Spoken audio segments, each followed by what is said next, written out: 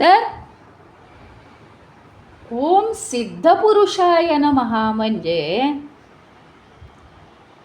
काय आहे, सुरुवात जर केली या मार्गाला तर त्याला काय म्हणतात, साधक. साधक याचा अर्थ जो आपलं मूळ स्वरूप प्राप्त करण्याच्या मार्गावर, म्हणजे सिद्ध होण्यासाठी जो आपल्या मार्गावर असतो, प्रयत्न करत असतो, साधना करत असतो, तो काय आहे, तो साधक आहे. पण ज्याने आपलं मूळ स्वरूप प्राप्त करून घेतलं आहे आणि तो त्या स्वरूपातच कायम स्थित आहे, कायमचं ते स्वरूप त्याला प्राप्त झालं आहे, सतत नित्यतः त्याला त्याची आठवण आहे की मी भगवंतच आहे, तो विसरतच नाही, कायमच आठवण आहे त्याला त्याची, तो त्या स्वरूपामध्येच तो स्थित झाला आहे, स्थिर झाला आहे आणि त्याला सगळं साध्य आहे. परमेश्वराच्याच हातात सगळं आहे की नाही, म्हणजे सगळ्या गोष्टी त्याला साध्य आहेत, म्हणजे तो करू शकतो, त्याची पात्रता आहे. त्याचप्रमाणे सद्गुरूला सुद्धा परमेश्वर प्राप्त होतो, म्हणजे तो काय आहे, सगळ्या गोष्टी त्याला साध्य आहेत म्हणून तोही सिद्ध आहे. आणि अशाला ओम सिद्धपुरुषाय नमः.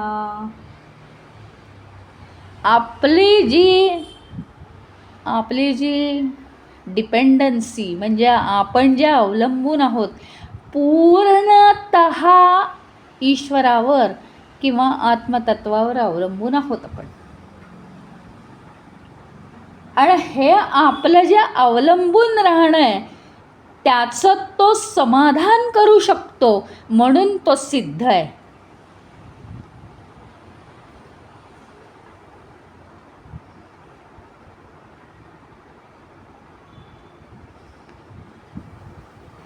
असे अतिशय गहन अर्थ आहेत त्याचे.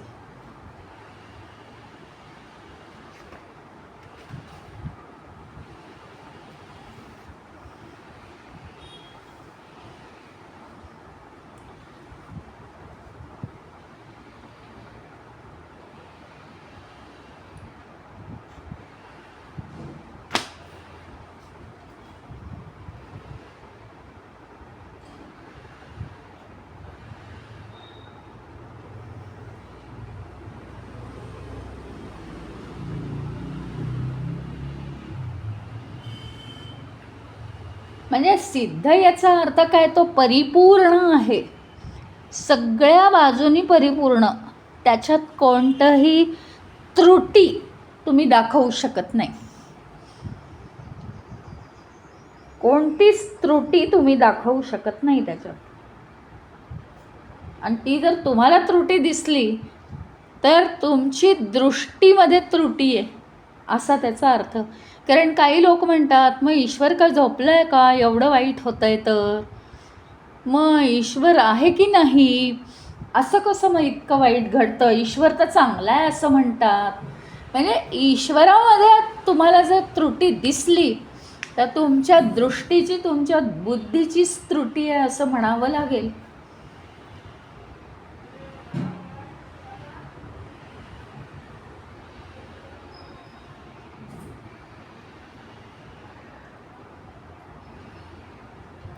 आणि सिद्ध हे एवढ्यासाठी म्हटलं आहे की काही सिद्धी पण असतात.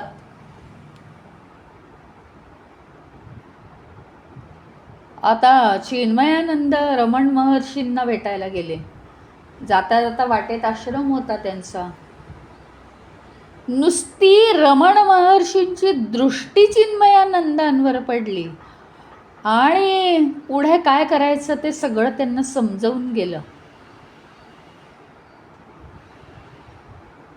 आणि पुढे त्यांनी मग चारधामाची यात्रा केली चिन्मयानंदांनी. म्हणजे काय, या सिद्ध पुरुषाला सगळ्या सिद्धी असतात. सिद्धी म्हणजे काय, त्याच्या उठण्या बसण्यात, वागण्या बोलण्यात, दृष्टीत इतकं सत्य सामावलेलं असतं, इतकं तथ्य सामावलेलं असतं की त्याच्या मनात जे असेल ते त्याला साध्य होतं.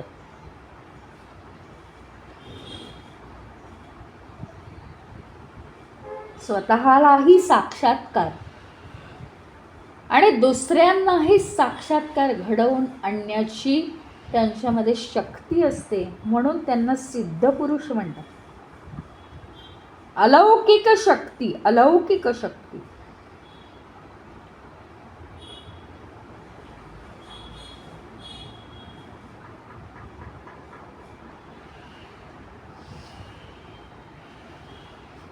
त्याच्या पुढे आहे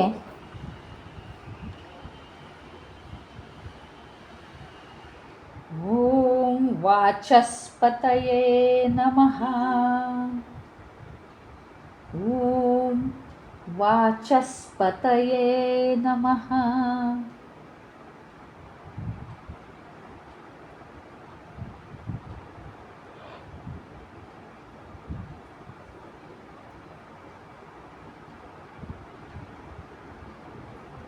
सत्य हे काय आहे माहिती का?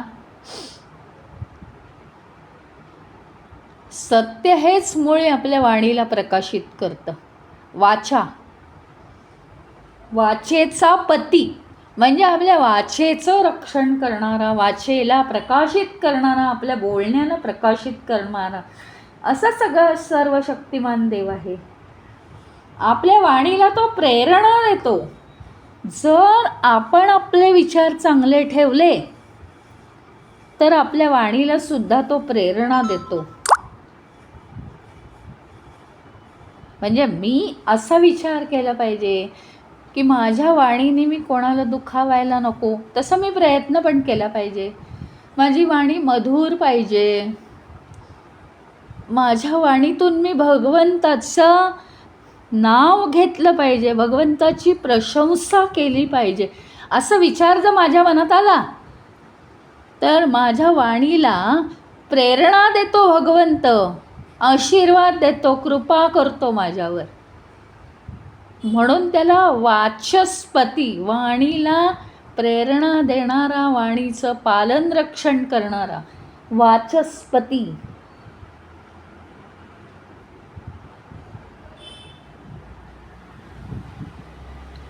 काय आहे माहिती का?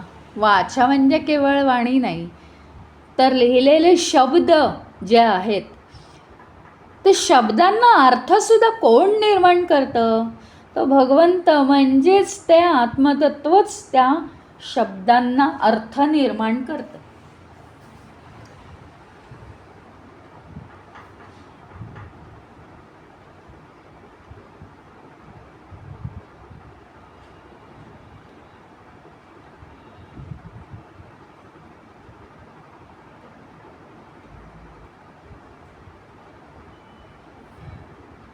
मग तुम्ही वेदातलं ज्ञान द्या, तुम्ही उपनिषदातला द्या, तुम्ही गीतेतलं घ्या की पुराणातलं घ्या, पण त्या वाणीला प्रेरणा देणारा तो ईश्वरच आहे. वाचस्पती त्याला म्हटलेलं आहे.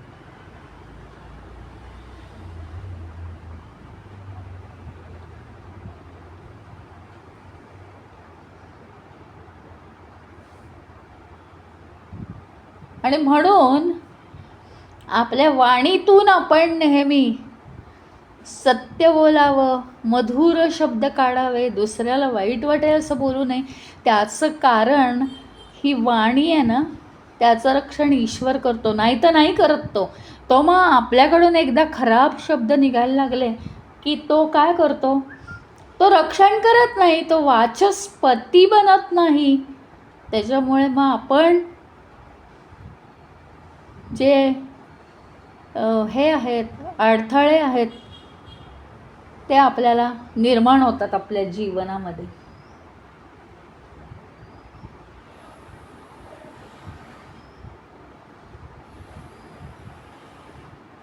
वाणीसाठी 4 नियम पाळायचे. सत्यम, शक्यतोवर सत्य बोलायचं. काय म्हणजे एखाद्या गोष्टीपासून रक्षण करण्यासाठी खोटं बोलावं लागत असेल तर ठीक आहे, नाही तर सत्यम. दुसरं काय आहे? हितम. या हितममध्ये आलंच ते. हित जर असेल तर खोटं बोलायला हरकत नाही. हितम. तिसरी गोष्ट काय आहे? प्रियम. गोड बोलण्यातून एखादी कमतरता दाखवावी. आणि चौथं आहे मितम.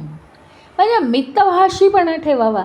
खूप एक्सप्लेनेशन, खूप बडबड, आणि आपण काय लोकांना खूप जिंकून घेतोय आपल्या बोलण्याने. तिथे अहंकार आला ना. मितभाषीपणा हवा. मितम. अतिशय कमी पण मुद्द्याचं, म्हणजे मौक्तिक बोलावीत अगदी.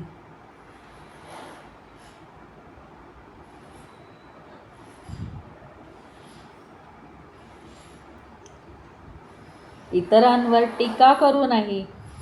अति बडबड करून शक्ती वाया घालवू नये.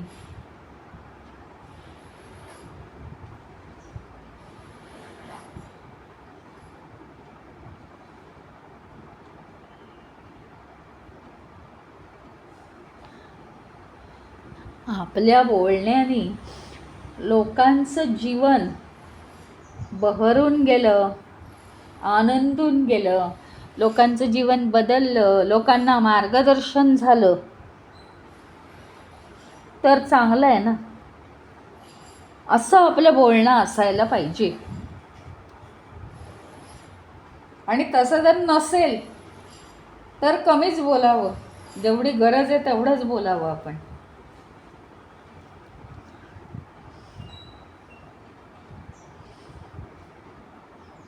पुढे ओम वरदाय नमः. ओम वरदाय नमः.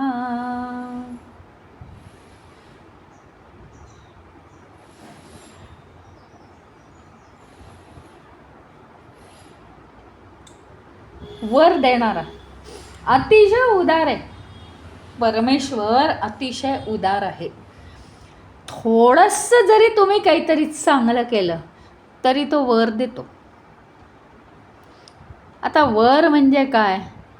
तू मला वर माग, मी तुला वर देईन, असं तो बोलत नाही. पण काहीही केलं की तो घडवून आणतो. चांगलं घडवून आणतो तो.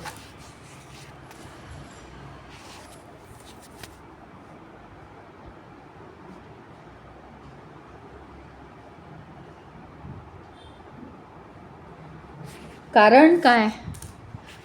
तो वरदायक आहे. वर देणारा, अतिशय प्रेमळ. सृष्टीची रचना परमेश्वराने केली मानवांच्या हितासाठी. मानवांनी चांगल्या इच्छा केल्या, मानव चांगलं वागले म्हणून तो काहीतरी देतच असतो. पण काही चांगलं घडतं तर ते आम्हाला कळत नाही. खरं तर सांगीन, मी फुल गॅरंटी देऊन सांगीन की आपल्या सगळ्यांच्या जीवनात रोज एक तरी आश्चर्यकारक घटना घडते. पण आम्ही इतके शिष्ट आहोत. अच्छा, हे असं झालं का? बरं बरं बरं, चला पुढे चला. म्हणजे ती चांगली घडलेली जी घटना आहे ही आत्तापर्यंत घडली नव्हती आणि आज घडली आहे, ह्याला आम्ही किंमत देत नाही. परमेश्वर भयंकर उदार आहे. त्याने ही सृष्टी निर्माण केली आहे, त्याने हे सगळे सजीव निर्माण केले, त्यांनी सगळ्यात उत्कृष्ट कलाकृती म्हणजे मानव निर्माण केलेले आहेत. आणि मानवांचा विकास म्हणजे जरी त्याला माया हवी असली, मायेचं वर्धन हवं असलं तरी मानवांचा विकाससुद्धा त्याला हवा आहे. ही माया म्हणजे अशी पाहिजे ही पृथ्वी त्याला, की सगळ्यांचा उत्तम विकास होतो आहे. आज जिथे आहेत त्याच्यापेक्षा उत्तम विकास उद्या होतो आहे, उद्यापेक्षा परवा, असं त्याला हवंच आहे. त्याच्यामुळे ही सगळी जी बालकं आहेत ती त्याची लेकरं आहेत परमेश्वराची. आणि काहीही थोडंसं जरी चांगलं केलं तरी तो कसा आहे, अतिशय उदार आणि वरदायक आहे. फक्त आमच्या डेफिनेशन्स आनंदाच्या खूप वेगळ्या आहेत. अतिप्रमाणात आम्हाला आनंद हवा आहे, म्हणून फक्त आम्हाला कळत नाही की तो काय देतोय. सतत छोट्या छोट्या प्रमाणात परमेश्वराची गिफ्ट्स आम्हाला मिळतात. सगळ्यात एक मोठं गिफ्ट म्हणजे झोपेतनं उठल्यानंतर आम्ही सकाळ झाली की आम्ही झोपेतनं उठतो आहे, हे परमेश्वराचं एक मोठं गिफ्ट आहे आम्हाला. त्याच्यावर भरवसा ठेवून आम्ही झोपतोय, असं कधीही आयुष्यात वाटलेलं नाही आहे आम्हाला. रात्री झोपताना नको रे बाबा, झोपल्यावर आम्ही झोपलेलेच राहिलो कायमचे तर काय करायचं, असं कधीच नाही वाटलेलं. हा जो आहे तो इनडायरेक्ट भरोसा आहे परमेश्वरावर, इनडायरेक्टली त्याच्यावर विश्वास पूर्णपणे आमचा. बरं, हे एक झालं. हजारो छोट्या छोट्या गोष्टी परमेश्वर रोज देतो, पण ते चांगलं घडलं आहे हे आमच्या खिचगणतीत नसतं. आणि त्याचा जर आपण अभ्यास करायला सुरुवात केला तर आमच्या मनात, आमच्या हृदयात परमेश्वराविषयी प्रेमाची कारंजी उडायला लागतील की किती तो आम्हाला भरभरून देतो आहे. आणि ही अवस्था येणं आवश्यक आहे, तर त्याची खूप प्रमाणात कृपा आपल्यावर होऊ शकेल.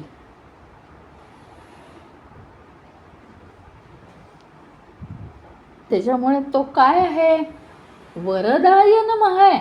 छोट्या छोट्या गोष्टी तुम्ही करा.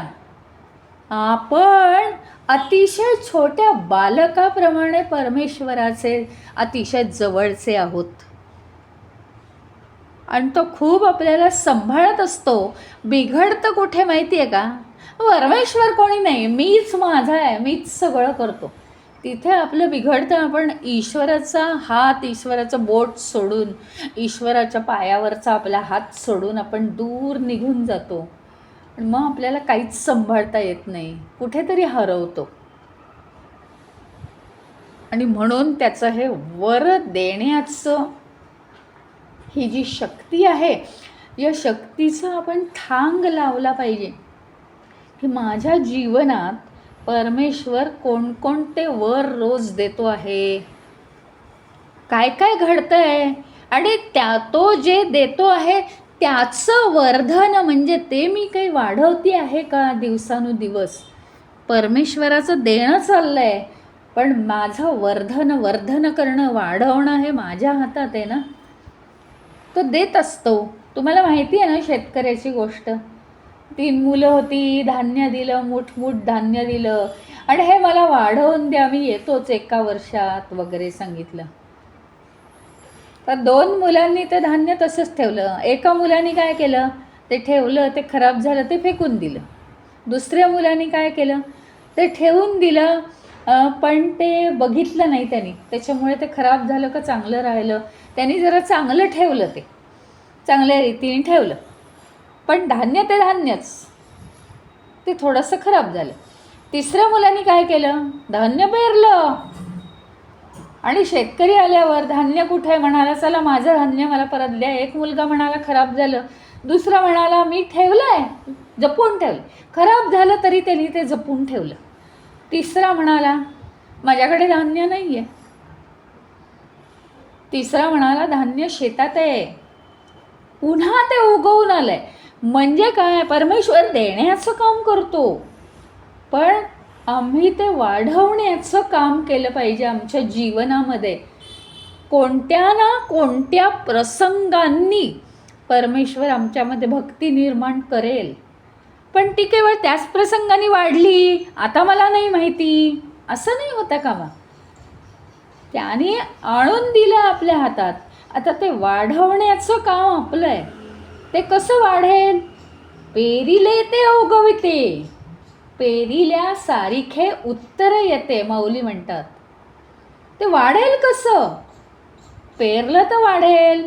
ते आपल्या हृदयामध्ये भक्ती पेरली पाहिजे, सतत सतत सतत तसेच विचार करायला पाहिजे की ईश्वर आम्हाला काय काय देतो आहे, त्याबद्दल सतत त्याचे धन्यवाद ठेवायला पाहिजेत. ती एक कृतज्ञता आपल्या मनात आली की जसजसं हृदयामध्ये हे भक्तीचं बी पेरलं जाईल तसतशी त्याची ती वृद्धिंगत होत जाईल. ज्ञान बुद्धीमध्ये पेरलं जाईल तसतसं ते आणखीन वाढत जाईल.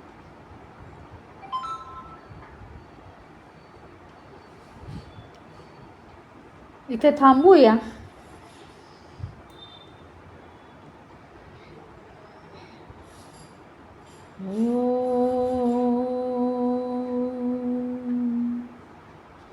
ओम पूर्णमदः पूर्णमिदं पूर्णात् पूर्णमुदच्यते पूर्णस्य पूर्णमादाय पूर्णमेवावशिष्यते.